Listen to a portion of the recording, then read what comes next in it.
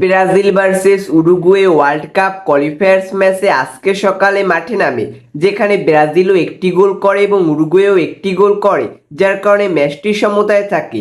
এই ম্যাচের প্রথম দিক থেকেই আক্রমণাত্মক ফুটবল খেলতেছিল দুই দলের ফুটবলাররা, যেখানে ব্রাজিলও অ্যাটাক করতেছিল এবং এর বিপরীতে উরুগুয়েও কাউন্টার অ্যাটাক করতেছিল, যার কারণে ম্যাচটি অনেক ইন্টারেস্টিং হয়ে ওঠে।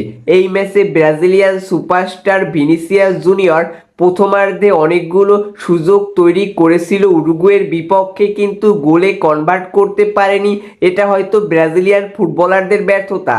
প্রথমার্ধে গোলশূন্য থেকে বিরতিতে যায় দুই দল। দ্বিতীয়ার্ধে ব্রাজিলের থেকে উরুগুয়ে আক্রমণাত্মক ফুটবল খেলা শুরু করে, যার ফলস্বরূপ 55 মিনিটে উরুগুয়ের ফুটবলার ভালভার্দে ডি বক্সের বাহির থেকে অসাধারণ একটি শট করে এবং ব্রাজিলিয়ান গোলকিপারকে বলটি ফাঁকি দিয়ে জালে জড়ায়, যার কারণে 1-0 গোলে এগিয়ে থাকে উরুগুয়ে।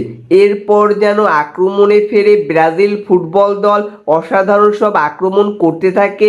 একের পর এক আক্রমণের ফলে অসাধারণ একটি সুযোগ পায় ব্রাজিলের ফুটবলার গারসন এবং 62 মিনিটে উরুগুয়ের গোলকিপারকে বিট করে বল জালে জড়ায় এই গারসন, যার কারণে 1-1 গোলের সমতায় ফেরে ব্রাজিল। তারপর থেকে একের পর এক আক্রমণ করতে থাকে দুই দলের ফুটবলাররা, কিন্তু কোনো দলই আর গোলের দেখা পায় না, যার কারণে 1-1 গোলে ম্যাচটি সমতায় থাকে। তো আশা করি ব্রাজিল দল ড্র করার জন্য ম্যাচ খেলবে না, খেলবে জেতার জন্য এবং তারা জিতবে আর সকল ব্রাজিল ফ্যানদের আনন্দিত করবে।